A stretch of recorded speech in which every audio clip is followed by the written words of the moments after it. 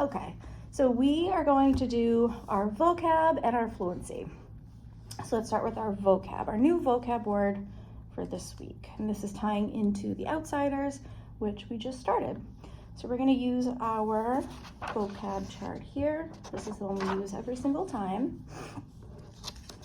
And we're going to really dive deeper into this word, okay? And this is going to help your knowledge of the word meaning and its usage. And you're going to go, well, we're going to go through together, but then you're going to fill in each box, all right? Okay, so our word is nonchalant.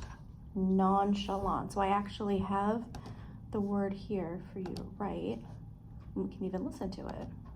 Nonchalant. Nonchalant. So can you write the word there? Nonchalant.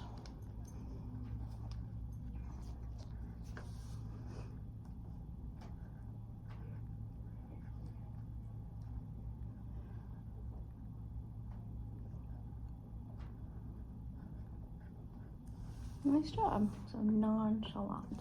Okay, so I have kids.wordsmith.net. So this is kind of an easier dictionary to use for some of these tricky words. It gives you just more of an easier kind of definition. So first we notice the part of speech. What part of speech is it? Adjective. It's an adjective. So it does what? Describes a noun. Noun. Nice job. So why don't we put category? So we're going to write adjective. So it describes a noun.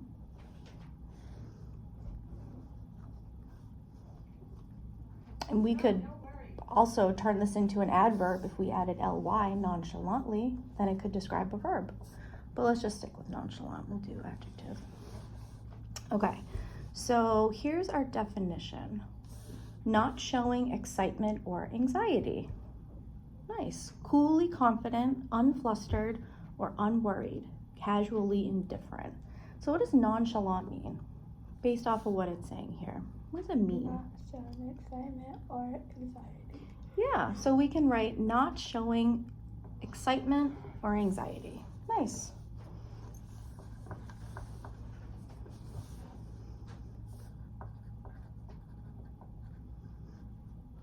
So like if we think about the book, if we think about Dally, he just kind of walks around nonchalantly, right? He doesn't really seem to have anxiety. Sometimes he doesn't show excitement. He's coolly confident.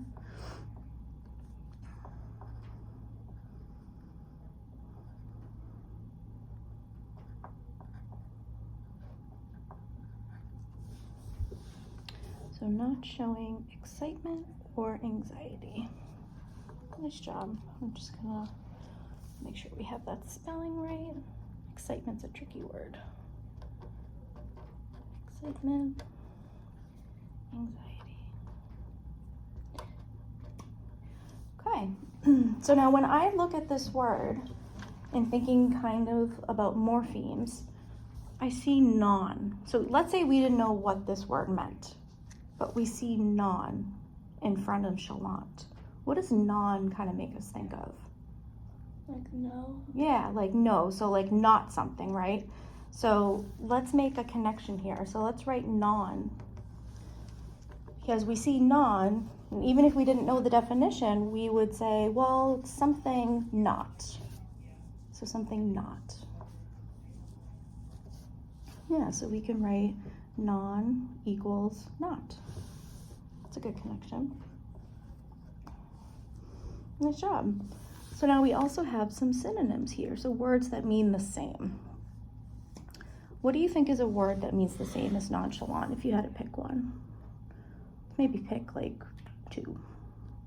Cool and casual. Yeah, cool, casual. Yes, let's put that for synonyms. Yep, cool and casual. Words that mean the same as nonchalant.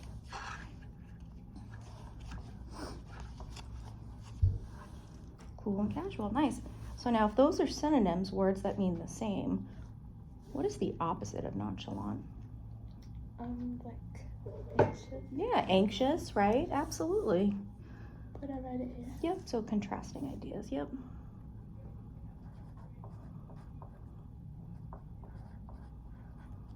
Nice job. Okay, so what are some examples of maybe times where you might be feeling nonchalant? Like you're just kind of not showing excitement, but not showing anxiety. You're just casual. You're not worried. What do you think? At like a sport. Okay, so you might like nonchalantly watch a sport. Sure, so you could say watching a sport. Probably not playing a sport, but maybe watching a sport. You could nonchalantly watch the sport.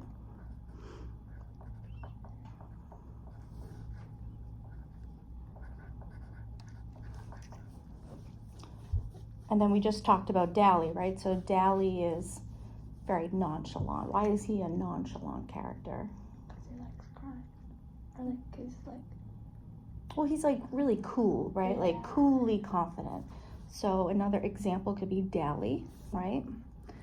And that ties directly to our book. Any other connections to nonchalant? Like, what do you think of? like both are in bed. Yeah, okay. So, like, if we're thinking about that, if we're kind of not having anxiety, we're just not worried, maybe laying in your bed nonchalantly, yeah. And we made some nice connections. So we have non means not. I'm not really thinking any other connections. But what would be an image that we could draw for nonchalant? What do you think? We could even look one Like up. a bed.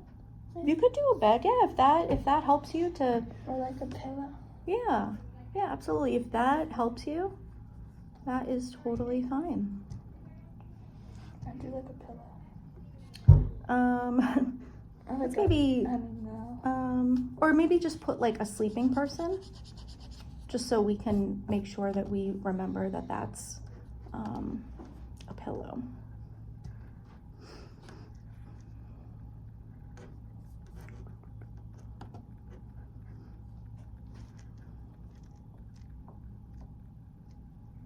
The person's sleeping on it.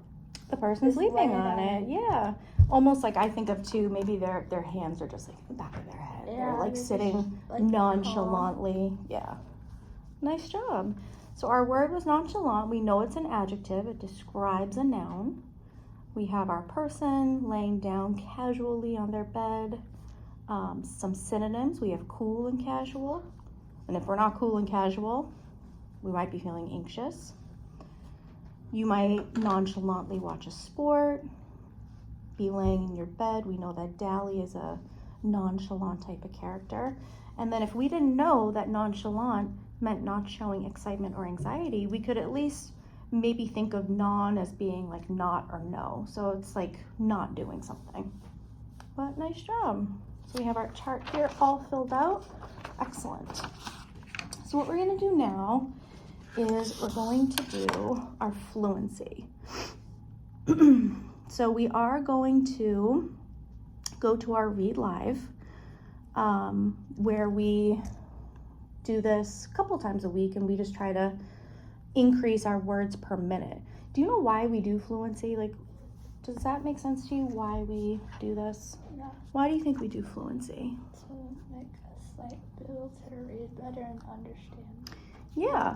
So it's not just trying to make sure that we read every single word, right? So fluency is really understanding the importance of why we should be reading fluently, right? It helps us understand what we're reading. And if we're able to decode the words, then we can give more attention to the content rather than what the words are, right? Like when I was younger, I feel like I would be so focused on making sure that I read every single word that as I was reading, I didn't understand what I was reading, and I couldn't even tell you what I just read. So that's why we're doing that. So we're trying to improve our accuracy and automaticity. Okay, so let's jump to our passage. Read Live. Okay. We're just gonna log in here. All right, we're gonna find your name.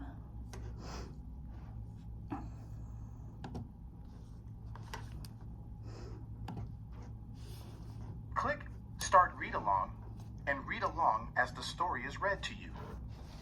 Okay, so we've read this story a couple times this week. So we started with your cold read, which is where you read it on your own for the first time on Monday. And then we're doing now read-alongs, where we're going to listen to a teacher read it, but you're going to read along with her, okay? And we're going to do that one more time, and then I believe we'll do another read after that. So let's try here. Scorpions have walked the planet for more than 400 million years. These arachnids are numerous and widespread. Their lobster-shaped bodies and stinging tails make them easy to recognize. Yet scorpions can be difficult to study in the wild because they are nocturnal and hard to spot in the dark. Scientists put up with this difficulty for many years. Then, around 1950, they found a solution. They discovered that scorpions glow in some kinds of light. A scorpion that is black or brown in normal light appears fluorescent green under ultraviolet light. With the help of ultraviolet lamps, scientists could more easily observe scorpions in the wild. Soon, they were discovering many new types of scorpions and learning a lot about scorpion habits. At the same time, scientists studied scorpions to learn what makes them glow. They figured out that the glow comes from a thin layer in the scorpion's shell. The glow develops soon after the scorpion molts and gets brighter as the shell hardens. Interestingly, a scorpion's shell remains fluorescent even after the animal dies. In fact, the fluorescent layer is so sturdy that scorpion fossils millions of years old still glow under ultraviolet light. As it turned out, scientists were able to learn a great deal about scorpions. They just needed to shed some light on the subject. Click Start Read Along to read along, Okay. or click Next to continue. So we're going to click next. Now you will practice Okay. reading this story on your own. Remember to read with expression. Change the tone of your voice and pause for commas and periods, just like the teacher did when you read along with her. Read this story as if you were telling it to someone else. Click Start Timing and begin reading. So now Click on the words you don't know to hear them read to you. Click Finished if you finish reading before the bell sounds. Okay. So your cold time, so when you read this at the start of the week, you were at 86 words per minute. So now we've been reading this all week, so the goal would be for you to increase your words per minute. Okay? Okay. You ready to go? So I will click on the words that you don't know, okay? Scorpions have walked the planet for more than 4 million years. 400. These arachnids Arachnids. are numerous and widespread.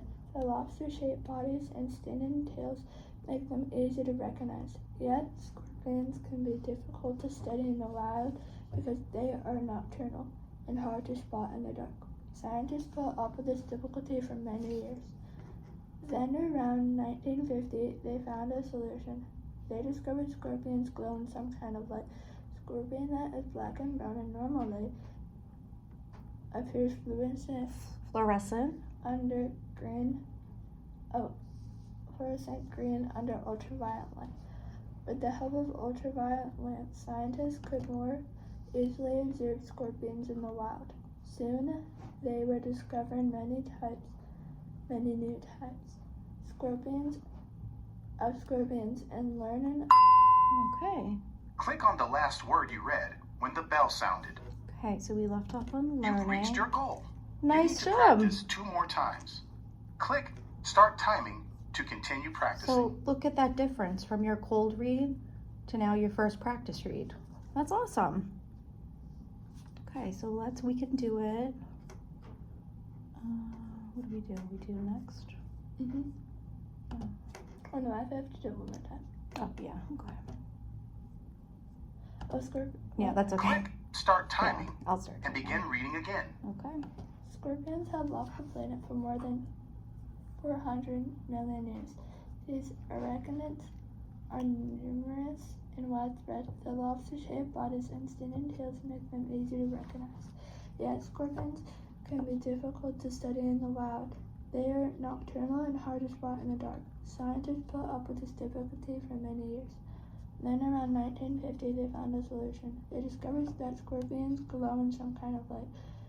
A scorpion that is black and round in normal light appears Fluorescent. green under ultraviolet light. With the help of ultraviolet lamps, scientists could more easily observe scientists in the wild. Scorpions. In the wild. Soon they were discovered many new types of scorpions and learning a lot about scorpion habits. At the same time, scientists study scorpions to learn. Good job. Click on the last word you read. You've reached your goal. Nice You job. need to practice one more time. Okay. Click Start Timing to continue practicing. All right, one more time and then, so look at even from your first practice read, wow, you're getting, increasing. Easily, scorpions. Oh, hold on. Click Start Timing I and know. begin reading again. Okay. Scorpions have walked the planet for more than 400 million years. These Arachnids. arachnids are numerous and widespread. Their lobster-shaped bodies and skin and tails make them easy to recognize. Yet scorpions can be difficult to study in the wild because they are nocturnal and hard to spot. Scientists put up with this difficulty for many years. Then around 1950, they found a solution. They discovered that scorpions glow in some kind of light. A scorpion that is black and round in normal light appears fluorescent green under ultraviolet light. With the help of ultraviolet lamps, scientists could more easily observe scorpions in the wild. Soon they were discovering many new types of scorpion and learning a lot about scorpion habits. At the same time, scientists studied scorpions. Good job. Click on the last word you read. You've reached your goal. You've finished all your practices. Nice. Click Start Timing to practice again. No, we're not going to Or practice again. click Next to continue. But look at that change. So from your cold read, you had 86 words per minute. We practiced almost every single day, and now you're at 132 words per minute. That's awesome. That's pretty good. Click the best answer. So And what then we'll click do next. time is we'll focus on so we'll be going through questions to answer based on what you read. And so the whole goal would be when you first start to read the passage during your cold read, you're more focusing on trying to say the words, right?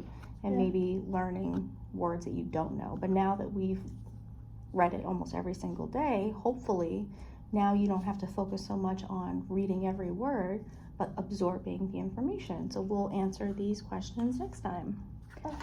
Nice job.